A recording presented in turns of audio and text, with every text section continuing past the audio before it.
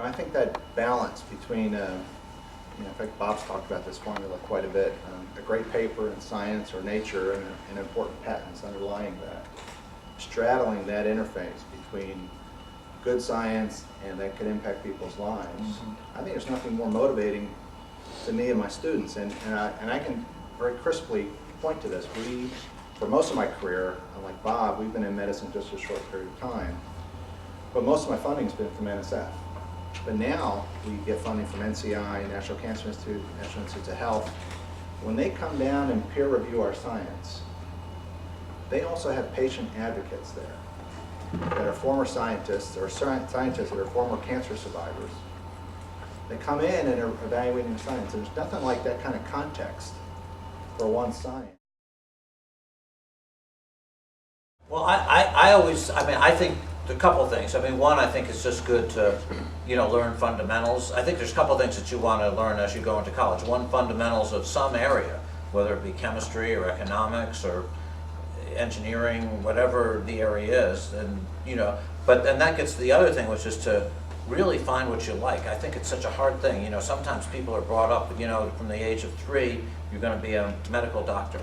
I think it's really important to take courses and expose yourself to things, because that might help you figure out what you really, what your passion is, what you're really gonna like.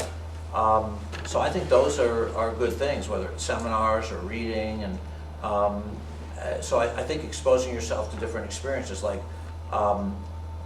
I think startup companies are wonderful. I think labs are wonderful. Like, actually, my daughter, who's now a freshman at Cornell, she didn't really like science, but we actually started, of all things, I don't know if I told you about this one, a hair company. Some of the venture capitalists came to see me and they said, well, you solved all this medical stuff, but people get frizz in their hair and other problems. Can you prevent that? So we actually started a company, probably selling more knitting than medical thing, but anyhow, to do that. And she actually worked there a couple summers and loved it, and now likes chemistry. She actually also did some marketing there. We had to start another company in nanotechnology, and she she also liked that. And so she's right now trying to decide between, say, chemistry and economics at Cornell. I think just getting yourself exposed to things that might help you figure out what you want to do, and then at the same time not shutting any doors, learning good fundamentals. Those are a couple things. And then when you're sending people off, is there advice in the world after being with you or after MIT? Yeah, absolutely. Well, so that's a later stage. And what I would say there, well, first, what I hope is that, I feel like when people are graduate students and postdocs, it's interesting. I think, and students here probably see this, so I always view when people are in grammar school, high school, college, they spend their whole life answering questions that other people ask of them. But somehow you get judged in life, probably appropriately, not by just the answers you give, but by the questions you ask. And you have to help people, I feel as a graduate advisor or a postdoctoral advisor, you have to help people cross that bridge from giving answers to asking questions, asking good questions. So I personally try to suggest to people to ask really big questions rather than small ones. I'd rather people take chances on risk. I'd rather people take chances on failing. So I try to always encourage that, in terms of thinking big. But even so, it's not simple to do everything. The process that I mentioned of trying to figure out what you want to do with your life doesn't end in high school or as a freshman in college. It goes throughout graduate school and postdoctoral and beyond. So I encourage them to keep thinking, keep getting exposed, and then and have networks of people that they can talk to, whether it be me or other friends in the lab, because I think you always need advice, you always need people to talk to and to help you. So all those kinds of things.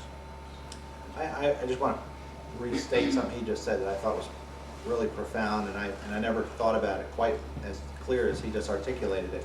But this idea of transitioning to you asking the big questions as opposed to answering the questions, and getting there sooner rather than later, it really starts you on your career.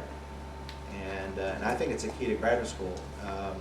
Learning how to get things done, learning how to ask those right questions, learning how to get those things done towards answering those questions that you're asking, is a transition. And I think that comes late for some people, and the sooner you recognize that that's a key, and I think Bob was spot on that, the better off you'll be. Maybe that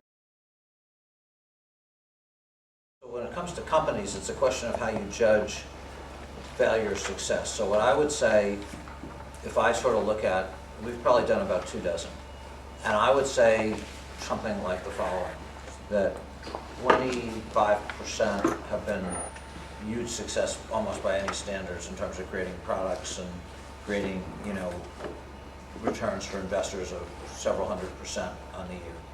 I'd say probably there'd be 65% that, depending on when you looked at them at a point in time, which could include today, but that, you know, you might say that they were successful, but you don't know yet. In other words, some of them are, you know, a couple of years old, some of them have had their ups and downs, and it's a question of where you look at it at a snapshot. And I'd say maybe 5 or 10%, you know, did poorly, you know, or either out of business or have incredibly low stock values. So I guess that's how I would, maybe even have products, but didn't make a great return. But that's kind of how, but it really depends what you use as criteria. Well, I think all universities think entrepreneurship. I shouldn't say all, but I think there's an increasing appreciation that universities can do more in terms of entrepreneurship, and that's a good thing. In Boston, it's been amazing. I mean, if I look at the area around MIT, and I think the same thing's true for Silicon Valley and Stanford, it's staggering, the number of companies and what that's done for the state, what it's done for the economy, what it's done for the world in terms of jobs and opportunities. I think that the kinds of things that schools can do, I would sort of list a few things. I think having really good tech transfer offices that know what they're doing, that work well with the community, that are interested in not just trying to make more of a buck for the university, but to try to encourage you know, things to happen, creating win-win situations. I think secondly, building in strong engineering. I think that Stanford and MIT, you know, have done that very well. And so if you look at the companies that have spun out of them, they both have powerful engineering schools, and I see more and more universities doing that. I think third, you know, trying to realistically figure out how to create policies, whether it be practical conflict of interest policies, which seems to me UNC has done very well on, and other policies that you know, make it not only acceptable but a good thing to do.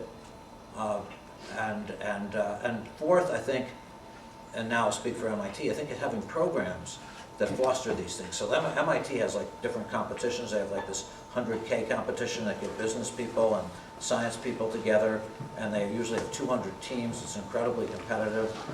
They have their Spondy Center, which provides funding, you know, for professors who want to create bridges from the academic stuff to the companies. So I think all those things that I mentioned are things that universities can do. I don't know if you want to add to it. Yes.